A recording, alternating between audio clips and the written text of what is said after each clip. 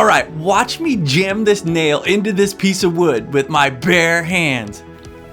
Ah! Okay, maybe not. I can't do this without power tools, and if you want to build things, you probably can't either. Maybe you need to fix that piece of quarter round. Maybe you need to build storage for your garage, or there's a table or a chair that you want to build. I'll share with you the top 5 tools that we use while flipping houses, coming up.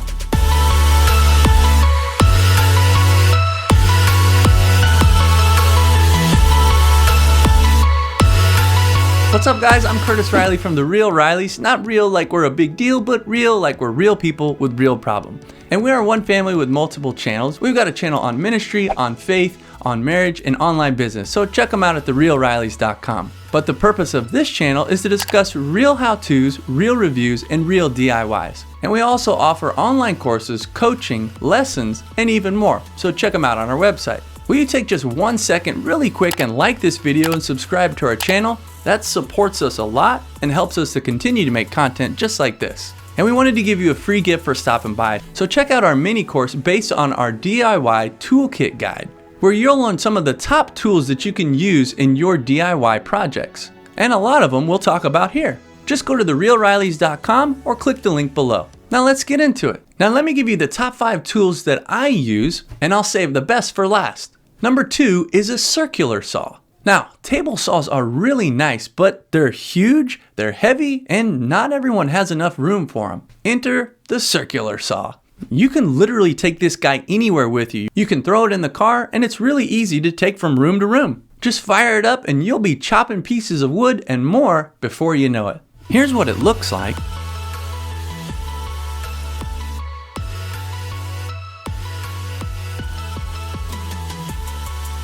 And here it is in action.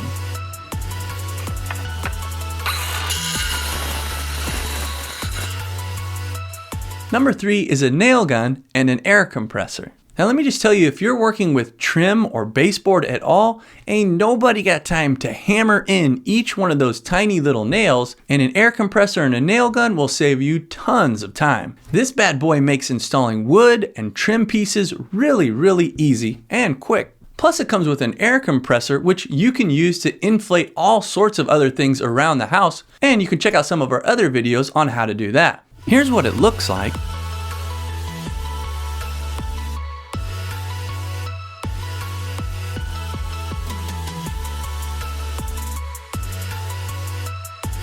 And here it is in action.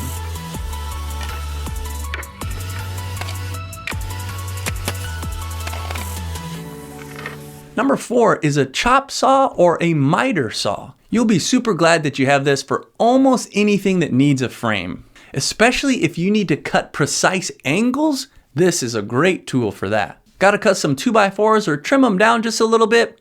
This is the perfect tool for you. And trust me, you don't want to be trying to make these cuts with a handsaw. Here's what it looks like. And here it is in action.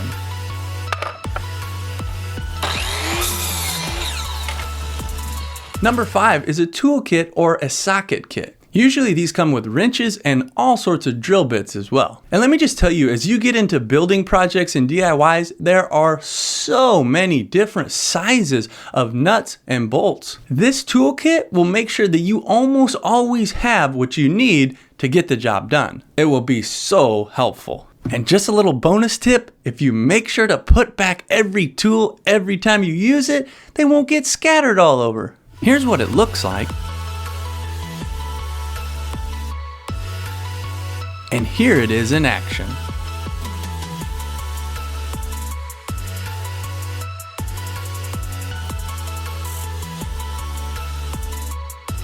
Will you take just 1 second really quick and like this video and subscribe to our channel? That supports us a lot and helps us to continue to make content just like this. And number 1 is a drill gun and all sorts of drill bits. I would say this is the tool that I use more than any other tool. And you'll probably end up using it the most as well. But you want to make sure that you have all the attachments that go with it, or it's kind of worthless by itself. And again, almost every project you work on is going to need a different type of drill bit or a different size or shape of tip. For example, a Phillips or a flathead. Here's what it looks like.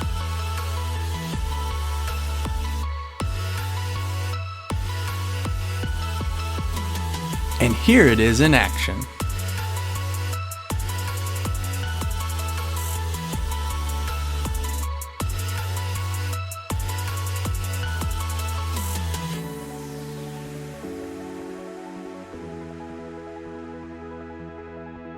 Now, the same tools that we've only introduced today, we'll discuss how to use them and give examples in our online course called Building Basics. Check it out at therealrileys.com. And let me just drop this bonus idea in here for you.